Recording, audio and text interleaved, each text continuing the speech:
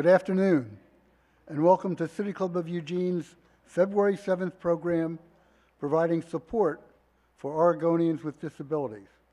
My name is Joel Corin, and I'm the chair of the program committee here at City Club. We are coming to you from our home at the historic Wow Hall in the heart of downtown Eugene. And it's my pleasure to extend a warm welcome to our speakers, to all of you joining us in person, online, or over the radio. Since 1990, City Club has been dedicated to our founding mission to build community vision through open inquiry. In accordance with our mission and our purpose, we hope to help connect people throughout our community across generations, identities, experiences, and perspectives. You are invited this week and every week to join us in this effort, to share your wisdom, learn something new, take active steps to make a difference in the city and region that we love. Of course, we cannot do this alone. A special thanks to our Platinum Community and Diamond sponsors. Eugene Area Chamber of Commerce, serving as a catalytic leader in creating vibrant and diverse economy that drives economic opportunity and well-being. Kaiser Permanente exists to provide high-quality, affordable health care services and to improve the health of our members and the communities we serve.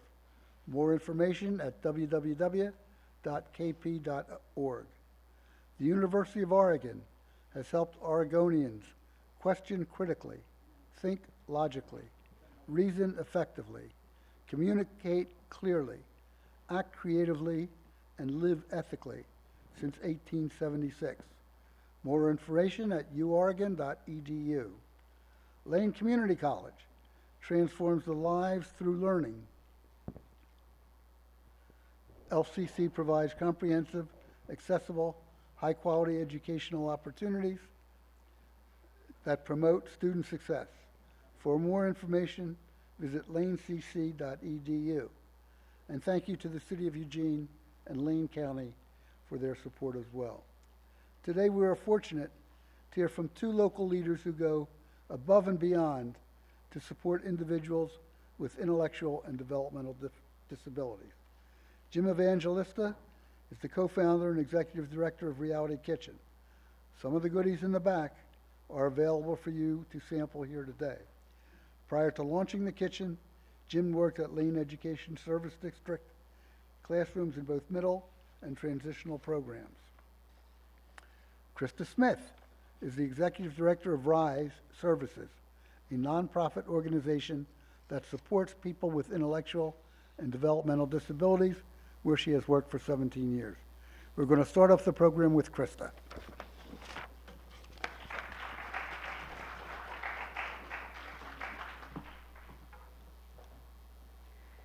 All right. Good afternoon, everybody. I'm super excited to be here. Thank you for that awesome introduction. As he said, my name is Krista Smith. I'm the executive director for RISE Services here in Oregon. And I'm coming up on 18 years with RISE. I've been in this IDD field my whole career, nearly 20 years now. It's been an awesome career. I am also the board president for Oregon Resource Association, which represents 80 provider agencies across the state, and we help advocate for policy change and legislative change that supports people with disabilities.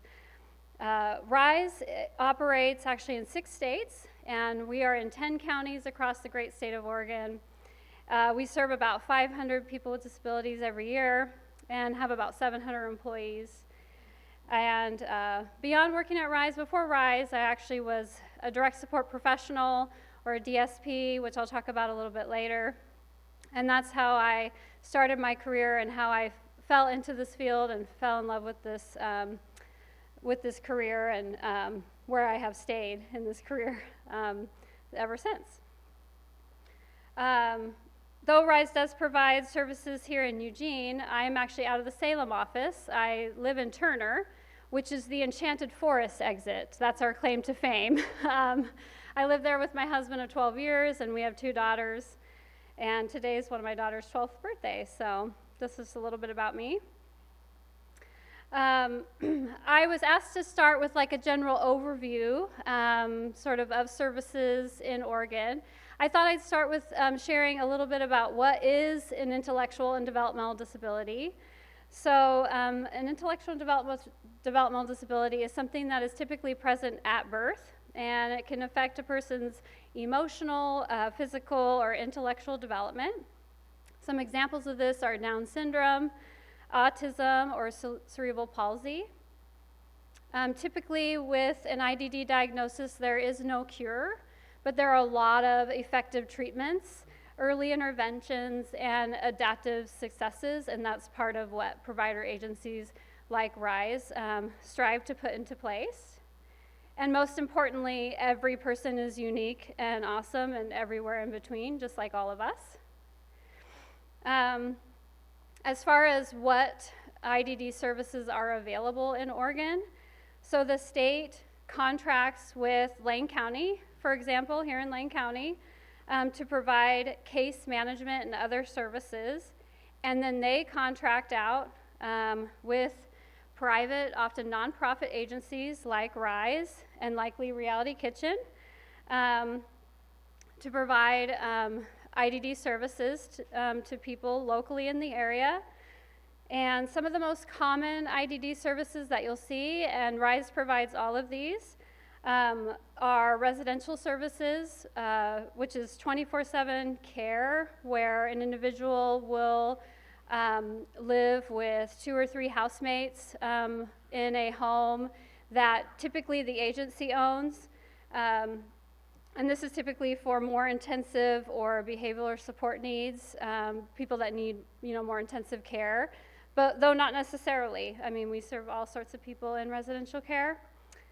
Another great service, one of my favorite service models, is called supported living, and that's where people that live, this is for adults, people that live on their own in their own place. We go in and check on individuals, make sure they have food in the fridge, make sure they're paying their bills and that they're going to work, and that they're living independently as possible.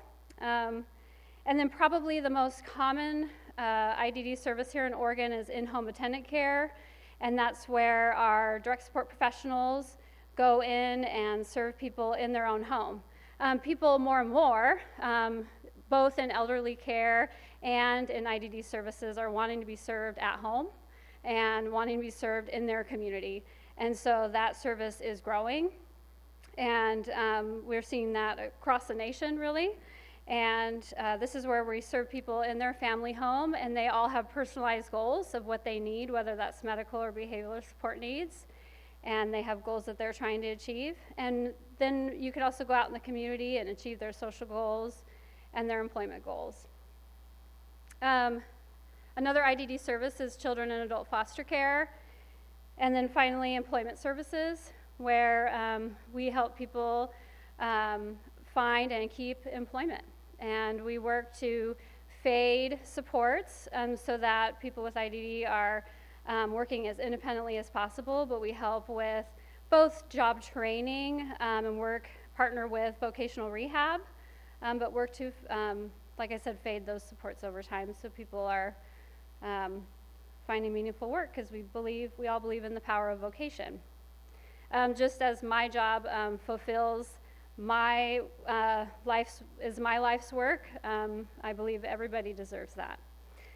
And then I'll just share a little bit of history. Some of you may be aware, Oregon and the entire nation used to serve individuals with IDD in large institutions and more segregated settings.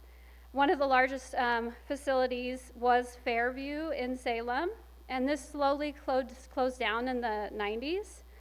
And RISE and many other community organizations formed to serve people in smaller settings and at home. And some of the current collective values here in Oregon in serving people with disabilities include things like providing choice, encouraging independence, person-centered planning, and community inclusion, just to name a few, as we have all worked to de-institutionalize both Oregon and the entire nation. And then lastly, I'll just leave you with a few statistics. So here in Oregon, there are nearly 33,000 individuals with an IDD diagnosis. Here in Lane County, there are, I think more, but at least 3,500 individuals with IDD that are enrolled in IDD services. And this number is always a bit fluid, but there are currently 1 in 36 children in the U.S. that now have a diagnosis of autism, with it occurring 4 times more likely in boys. And this rate continues to increase. I want to say it was like 1 in 80 just less than 5 years ago. So that is something that the need continues to rise. And with that, I am very excited to introduce Andy, this mother, and her son Curtis, who have been in RISE services for a while, and they just want to quickly share their story. Come on up.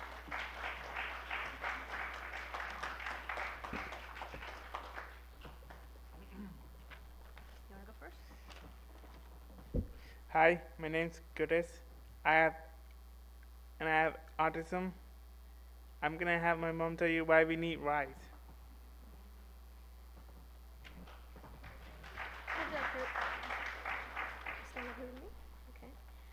Hi, my name is Andy, and I'm here to speak on behalf of my son Curtis and all of his friends who benefit from RISE services.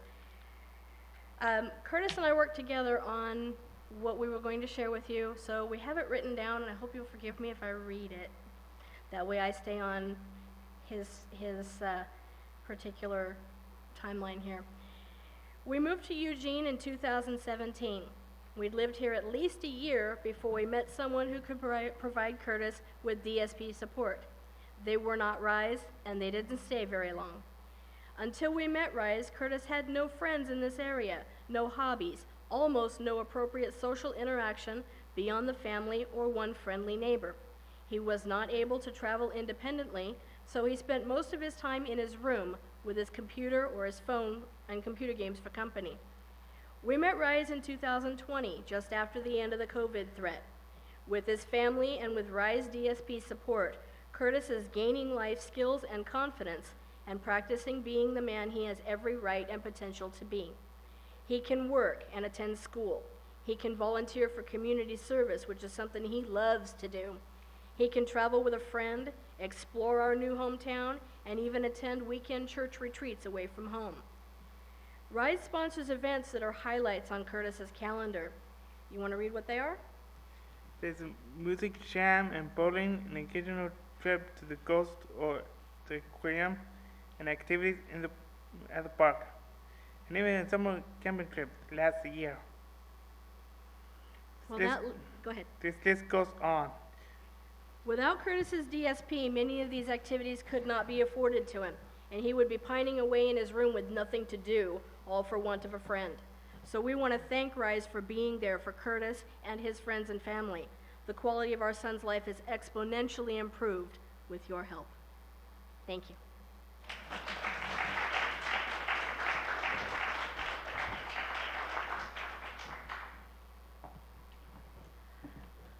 All right, great job, you two. And now I'm excited to hear more about Reality Kitchen and from Jim. Come on up.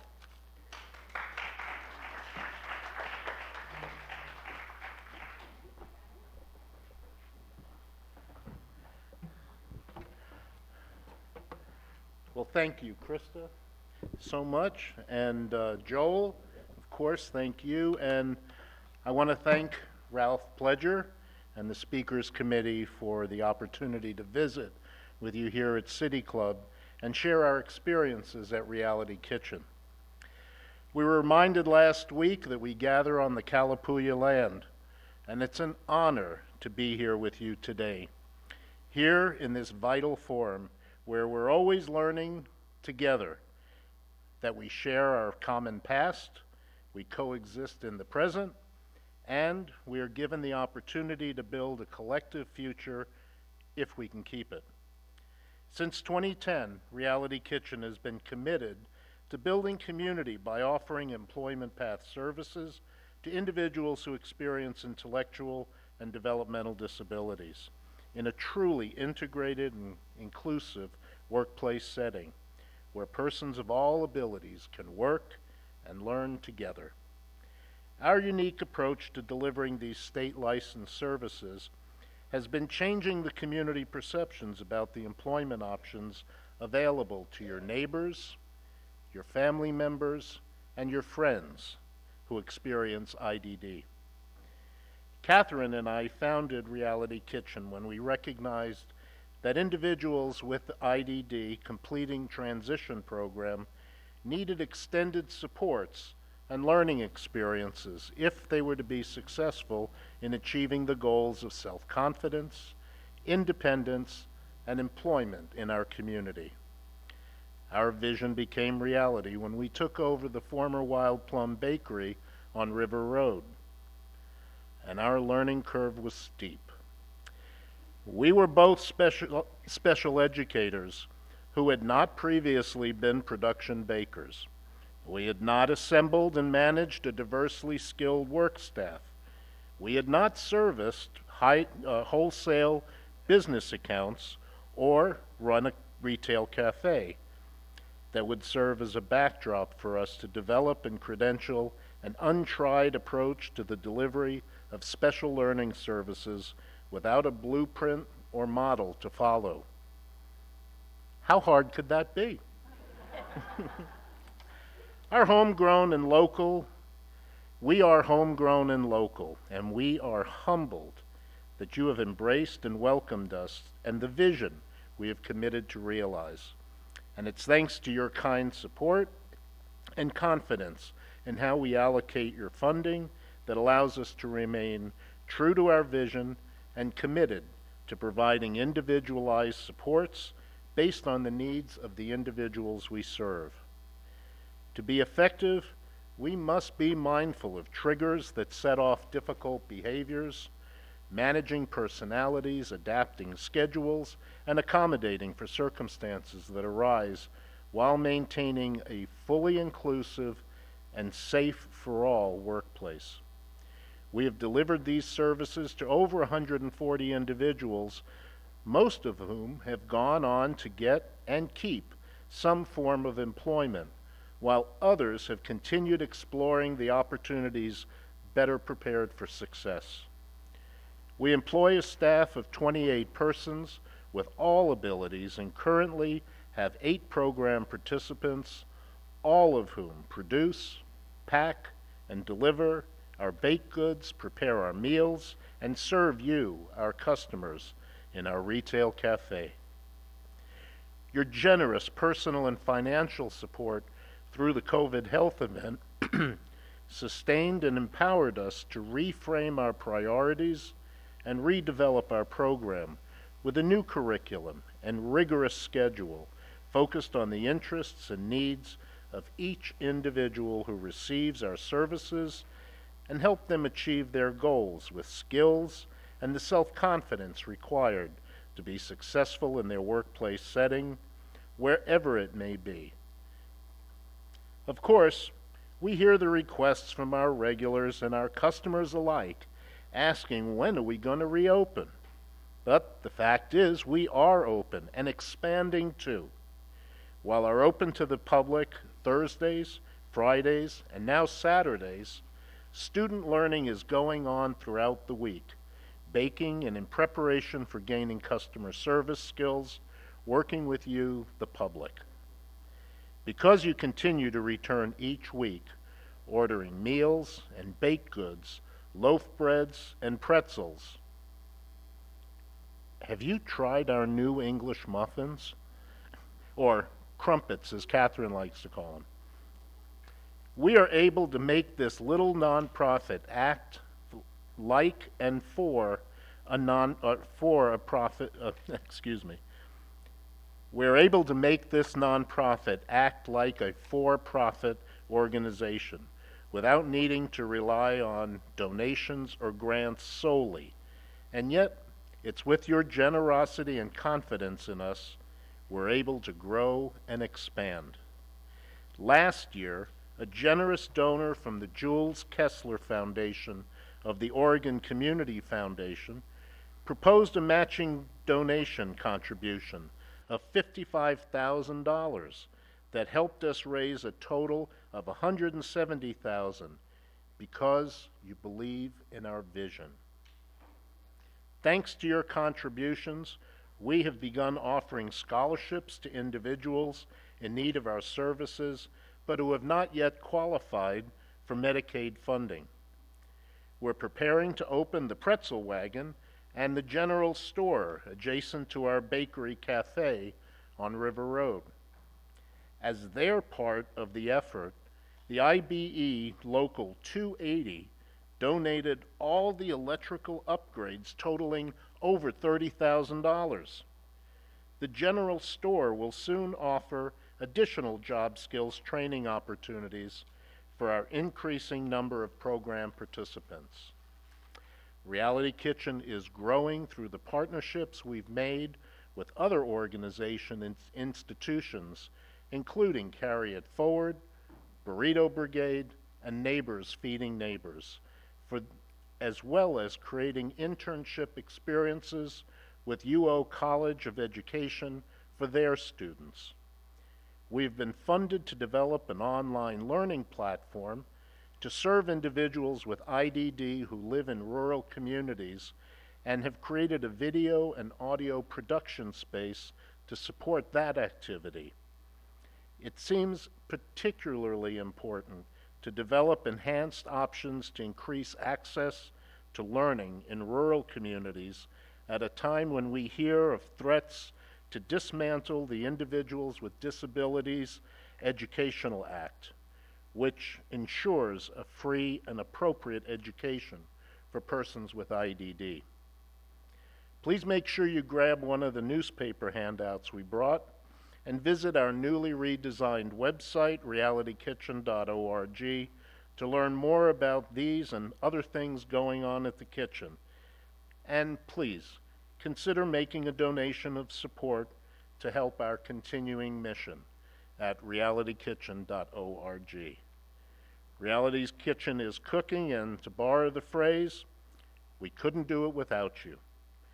And with that, I'd like to introduce you to Jaden Wiltshire, one of our program participants, to share some of his own experiences about what life is like that in the place that he's at now with us. And Jaden.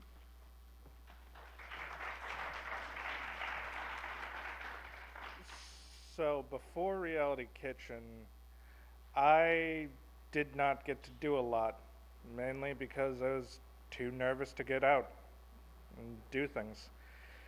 Reality Kitchen gave me the confidence to do more, be more active, and get more into my community, including just exploring on my own. And making more friends along the way.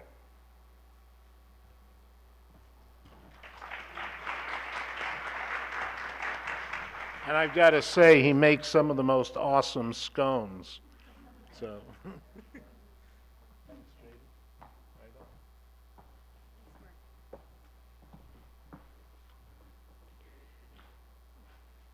Okay. What a great panel. I just wanted to close with a few just updates, current updates of what's going on, because currently the legislature is in long session right now, and this is this governor's first budget under a new president, and Oregon's budget is tight. IDD services is currently 60%, about 60% funded by federal Medicaid dollars, and about 40% state general fund dollars. There's also a record number of bills this session to follow. They are anticipating maybe 5,000. So there are several that will impact our employees, those we serve, policy and the cost of doing business here in Oregon. So it's just going to be a lot to follow. It's coming at a rapid pace. Mostly, we are just all trying to advocate for our services to be fully funded and supported, to not face cuts, and to fund living wages for direct support professionals, which are those that are on the ground doing that frontline work and that very, very important work. And I'll just leave you with one community ask, and that is that RISE and the entire state both need foster care providers that are willing to support children with intellectual and developmental disabilities. And in the state of Oregon, that's called host homes. And so there is a definite need for more host home providers. And there is always a need for more direct support professionals, both at RISE and throughout the state of Oregon. And so I have flyers and cards in the back if you're interested in learning more about that. Would be happy to chat. And with that, that's all I have. Thank you. Thank you. During the course of Jim's conversation, he mentioned Catherine. And you should know that's Catherine Pickup, who is Jim's wife and the amazing program director at Reality Kitchen. She is the calm in the middle of the storm. We'll begin our Q&A in a moment, but first, a special thank you to our award-winning public radio station KLCC, FM 89.7, for airing City Club programs on Mondays at 7 p.m. For those listening at home or in the car right now, your household is one of several thousand tuning into City Club on KLCC. We love that you're here. You can also find all recent City Club programs archived at KLCC, as well as on City Club's YouTube channel and its podcast. We'll take a brief break. Food has arrived if you want to purchase lunch, and we'll be back in about 5 minutes. Thank you. Good job, guys.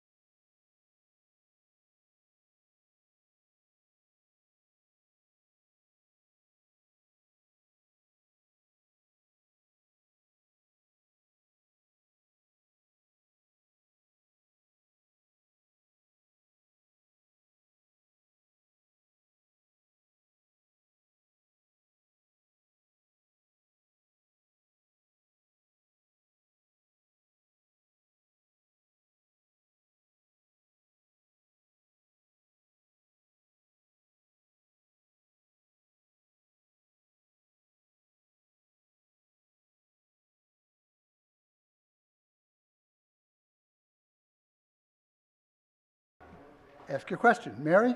Hi, Mary Layton, City Club member, and former educator for the relevance to the question. So I have been watching carefully the events of the last couple of weeks in Washington and worrying a lot about threats to education. Could you characterize the ways your funding streams and services would be affected if there was a cut in Medicaid funds or special education funds at the federal or state levels? What would happen? Yeah, well, it's, like I said, in general, IDD current services is currently in Oregon funded about 60% through Medicaid, and we're on a couple different waivers, so it's not cut and dry, and nothing would happen overnight, and the state would ultimately have decisions to make on what to do with whatever federal decisions are made, and then, you know, decisions, but we are greatly impacted by Medicaid decisions, and so we are watching that very, very closely, and so is the state of Oregon. I agree. We at Reality Kitchen, we have, as I explained, a diverse set of income streams, and we did that deliberately not to be vulnerable to possibilities of a break in funding from one direction or another. But because we do bill for our services for each individual that we serve, by and large, the impact on losing Medicaid funding in any way would be severely impactful. We, though, fortunately would be able to sustain many different operations because we operate as a wholesale bakery and a retail cafe, and because, thank God, we are here in Eugene, Oregon, where we've enjoyed so much community support, and so I feel more optimistic about our chances, but I just wonder about and worry for the impact on each one of the individuals we serve who so depend on access to Medicaid funding for other streams of services as well. So thank you, Mary, for that really important question. Let me just ask a follow-up. Would the closing of the Department of Education have an impact? You know, we're in uncharted territory. I can only believe that the Democratic opposition to the kind of activities that are going on may be able to stall or hold back some of the dramatic impacts that I believe we're all going to be facing across the board in one way or another, and that goes for the college or the Department of Education. I don't think we can only speculate on the ripples that we're going to see nationally in every way for the kinds of choices that are being made right now. Okay. But thank you, Joel. Krista, anything to add to that? Well, I would just say that it is a little bit unknown, and there are a lot of federal protections for people with disabilities that come with the Department of Ed, and so if people aren't getting served at school, it puts more pressure on home and the community, and so it's hard to say how that will impact, but people have to be served somehow, so, you know, it all comes together. It all works together. Okay. Next question, Doug? Hi, thank you all for your work. It's important work. Thank you very much. Doug Bovee, now a resident of Springfield. And so I have a simple question, Jim. What are your hours and what's on the menu? Thanks, Doug. Okay, well, Thursdays and Fridays, we're open from 10 a.m. until 6 p.m. On Saturdays now, we're open from 9 a.m. until 2 p.m. But we're working on trying to upgrade those hours a bit. Staffing is always the issue, and being able to stay open longer hours and seeing how we can enhance that opportunity. You'll see a lot of opportunity to come through when the general store is open, which will be pretty soon. And so folks will have access to grab-and-go food and items that we produce in the bakery, so you can still get your breads and all the other items. I don't want to make this a sales pitch, but it is what we're going to be doing, and it's why we're doing it. And it also, as I said before, it gives us an alternate activity to offer to our program participants to be able to gain alternate kind of skills, stock, inventory, managing stock, and that, and also a different kind of customer service. Thanks for the question. There are breads, rolls, pastries, pies. On the way here, I picked up some pretzels for the Super Bowl party and a good seeded challah. So Jim has a lot of stuff for you to purchase. Thank you, Sandra Bishop, City Club member. I was going to ask you to talk a little bit more about the general store. You kind of did, but what kind of things are going to be in it? And then another question, how many people do you usually keep employed at any one time? And over the duration of your opening and your enterprise, how many people would you say have come through as employees and been trained and moved to other positions? Thanks. Well, thank you, Sarah.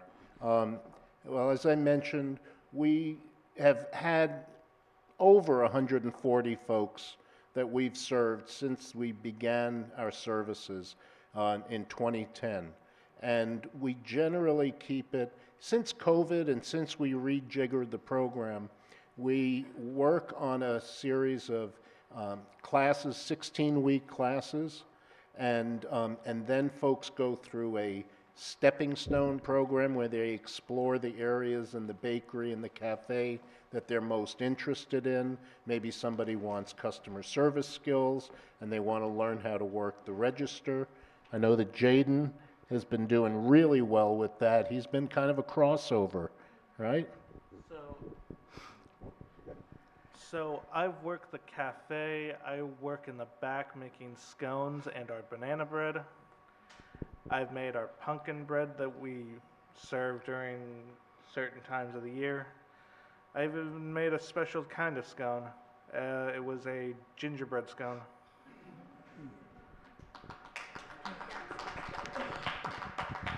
So we try and give opportunities for a variety of different skills building, and so in general, though, we have individuals who are program participants.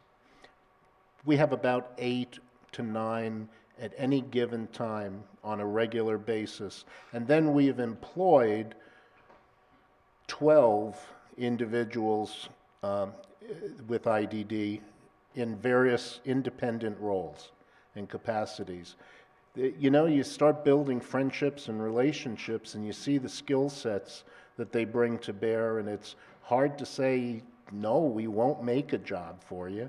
But because we often can be working on skill building and enhanced activities and strength building, we're able to continue billing for those services.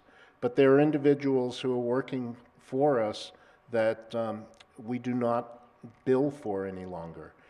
They're just awesome. And so we find different ways to make it work. And on top of that, that's why I also mentioned that we do scholarships. So thanks for the question. You have an answer, Chris? Oh, no. Do you want to come? Okay. Ma'am? Hi, my name is Catherine Bryan. I'm the Assistant Director for In-Home Services here in Lane County for RISE. And I had a question for Curtis. He's one of our individuals that we serve here in our in-home services here in Lane County. And he's awesome and fun, and we love having him. And Curtis, I wondered if you could just tell us maybe your favorite event, your fun event that you've participated in with RISE that you can think of. Can you think of your favorite event that you've done? I have there's a lot of, Talk in the microphone. there's a lot of events that I like. I can quite recall which one was the favorite. What's your favorite? Which one do you look forward to every month?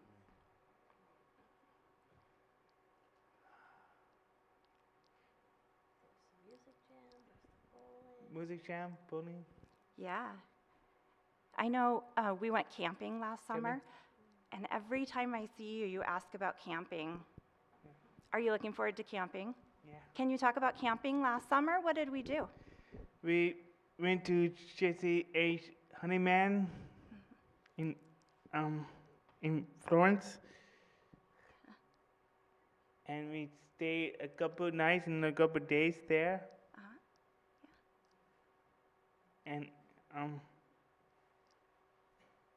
And we used to play cornhole. Yeah, yeah, we did. Great. Thank you for sharing. There's room at the microphone. But I'll ask a question to both Jim and Krista. How do you select the participants in your program?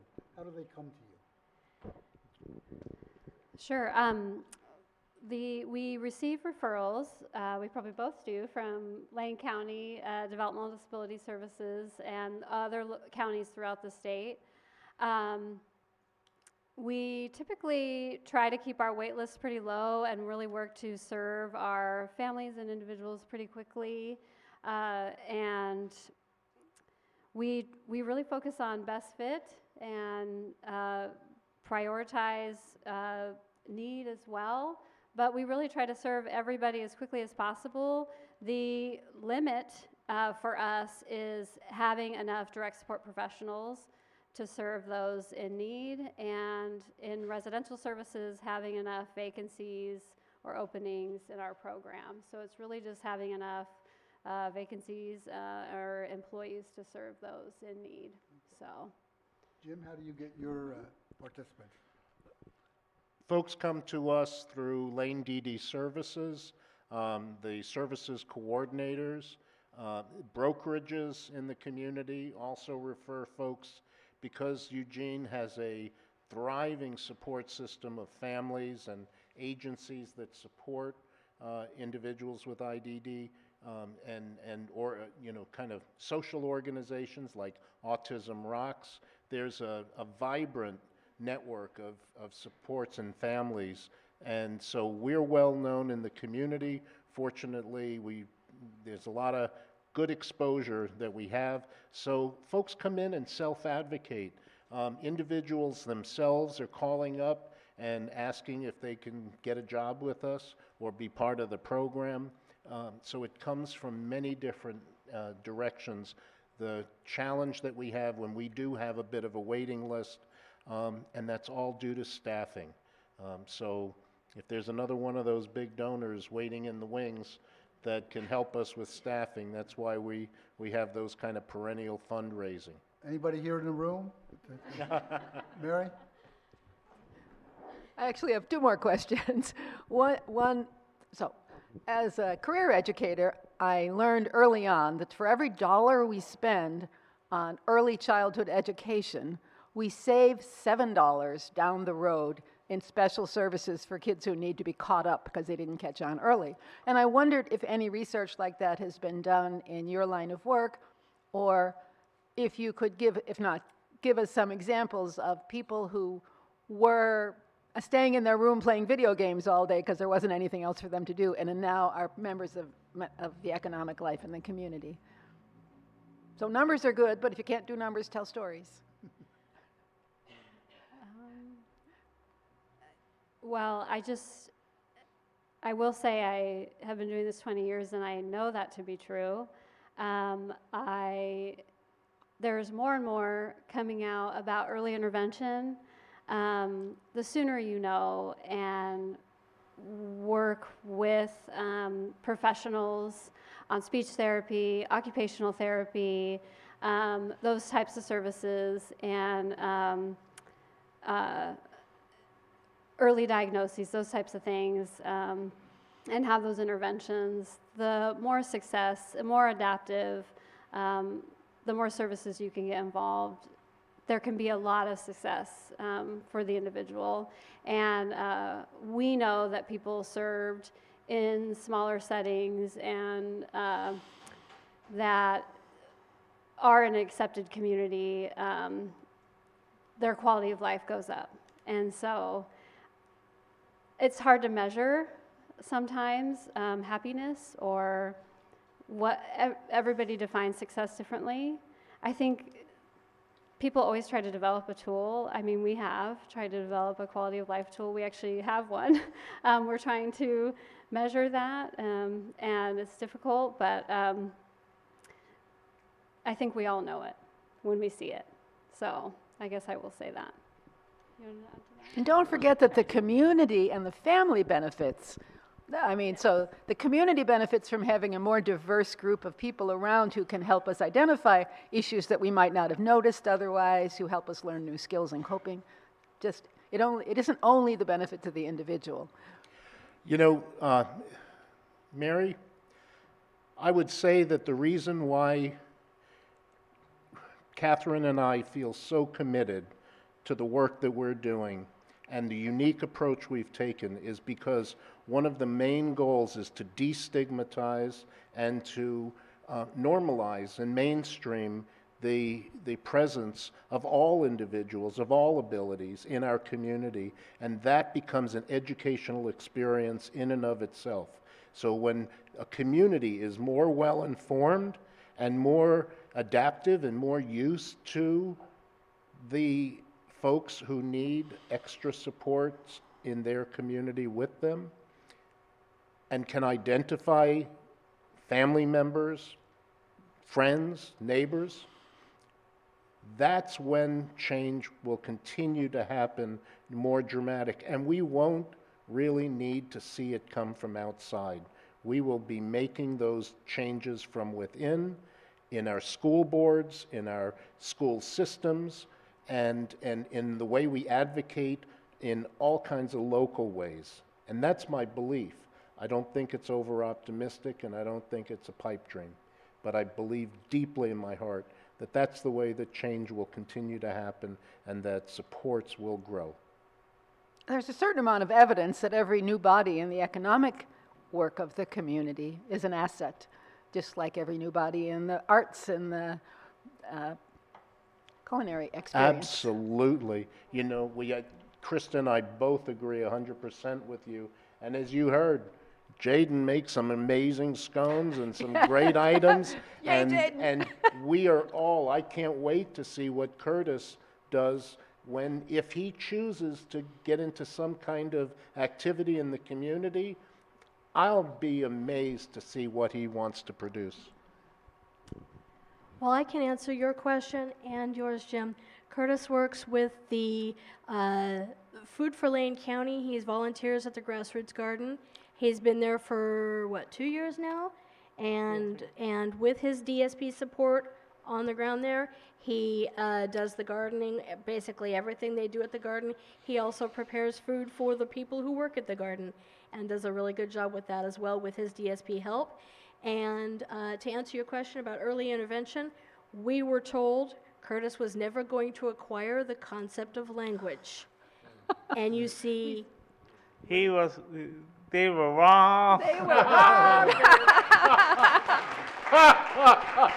All right, now a slightly related question, kind of a gotcha, but starting next week, Network Charter School, the culinary programs at Network Charter School, Willamette High School, and North Eugene High School will begin working with Interfaith Food Hub to provide a hot meal for the residents of Everyone Village on Thursdays. Mm-hmm. We could always use extra cookies, or like for dessert, that turns out to be the hardest thing to do, or any other thing that's congruent with the work that you would like to do and your budget. But the members of Everyone Village are just thrilled that the students are going to be providing food for them. And so if anybody's interested in helping with that, I can hook you up. Wow, that's great. And Mary, as you know, for a very long time, we at the kitchen, we have been providing hot meals for individuals who are unhoused and food insecure, and we've done that for a number of years, and getting the meals out there. it has been a challenge. But we'd love to partner with you on this project and others. I think that the sky's the limit about what we can do locally. Ralph? Very cool. Hello, my name is Ralph Pledger. I'm pretty sure I'm a member of the club. I'm actually the membership manager for the club. I have a question for Krista, basically. You mentioned kind of briefly something about the people who have the boots on the ground, so to speak, the direct service providers and some others, and the fact that there's almost always demand for those people. There are always unemployed people. So could you say a little bit more about what prospects are available and what these people actually do? Yeah, so like I said, I was a DSP through college. It's how I fell in love with this work. Direct support professionals are like mentors, life skill coaches. You go into our programs like Reality Kitchen and like I said, like in our residential homes or into people's homes. And we provide 30 to 80 hours of paid training annually. So, we train you and you come in and then you get the opportunity to work with families and make a difference in your community. It can be a real meaningful first job and then also something that people do to launch their career and then something that people do also like nearing retirement or we meet all walks of life doing DSP work and it's very, very rewarding. It can be tough. Serving people with medical challenges, behavioral challenges, and it's an excellent position. And yeah, that's what I will say about being a DSP, and it's awesome. You want to add to that? Yeah, I want to both compliment the support that you give your staffing and the DSPs that you're working with.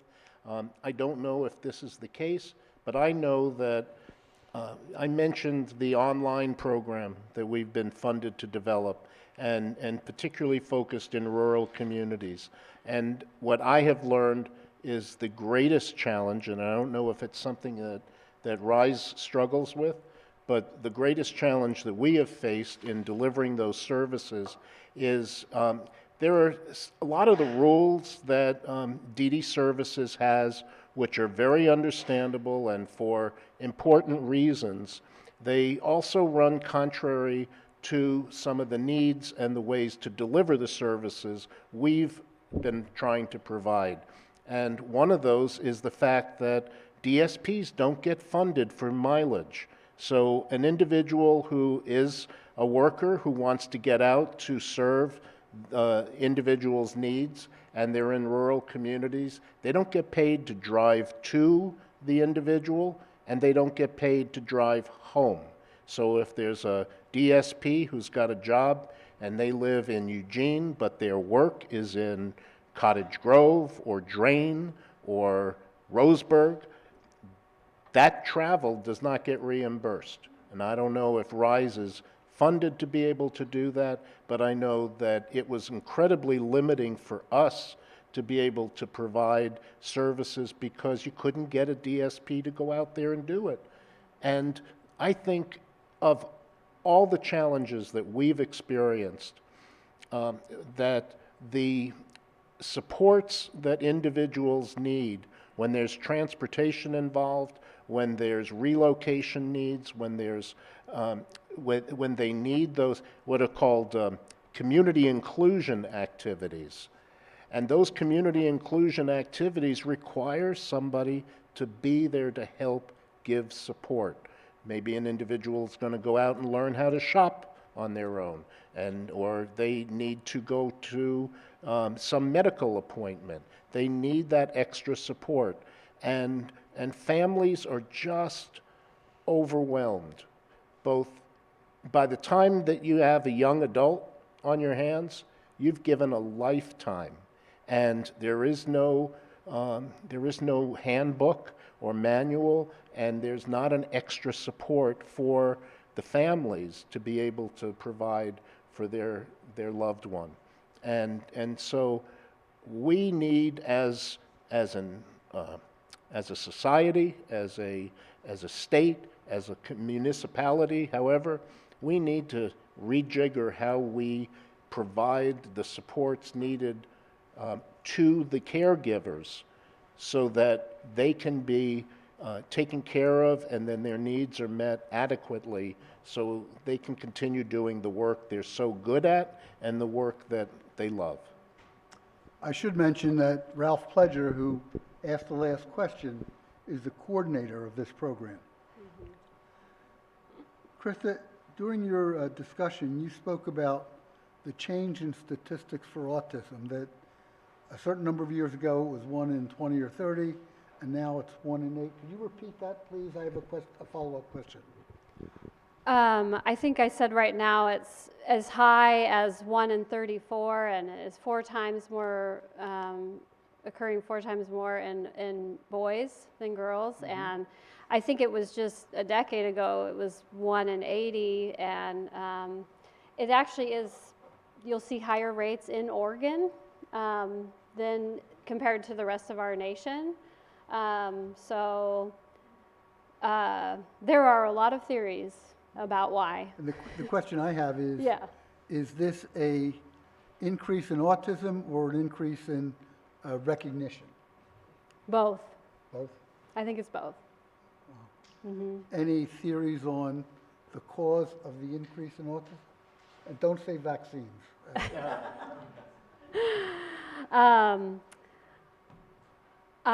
People have a lot of theories. There's nothing that is evidence-based. I will say that.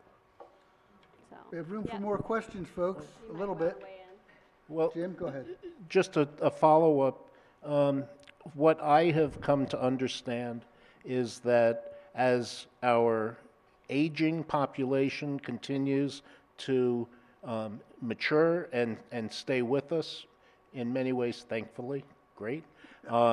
But folks are delaying having children until later in life, and the fact of the matter is that creates some medical breakdowns, that people's systems are extra challenged as we age.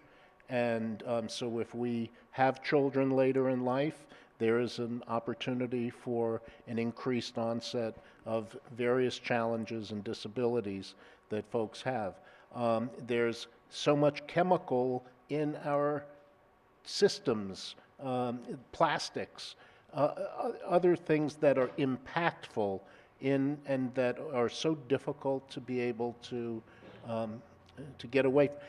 As you said, it's got nothing to do with vaccines. And I think there are many other reasons, but to be able to be confident and evidence-based is often a challenge, but I think, some of the simpler things are an aging population and some of the chemicals that are in our world that we deal with are also contributing. Okay. Our last question? Ralph Pledger again. The concept of diversity, equity, and inclusion has become quite controversial. I wonder, within the 2 organizations that the speakers are representing, what your thinking is about the continuation of that kind of program and how to respond to the political flack about it. Well, RISE just actually rolled out a DEI training here in Oregon, and so we're going to keep with that. And I guess that's what I'll say about that. Jim, do you have any response? A diverse and equitable and inclusive workforce is the backbone of our nation and our legacy to the future. and maintaining that and not bending or shading those kinds of bedrock principles is the only way as a society we will survive. We are not monolithic, and we are not, we are made up of so many different people. And just the notion of disabilities and alternate abilities, it flies in the face of any kind of exclusion or the idea that we would try and dismantle diversity, equity, and inclusion. I think in a community like we live in, thank God, the notion of it is just nonsensical. There are other, and we live in a changing world, and we need to continue holding the ground and making sure that we provide for our present and for our future. That's all the time we have for today. Please join me in thanking our speakers.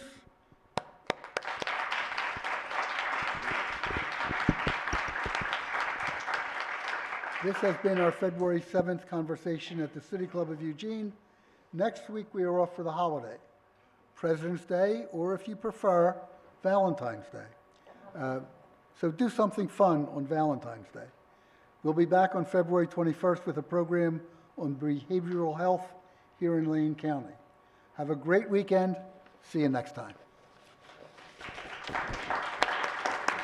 Great job.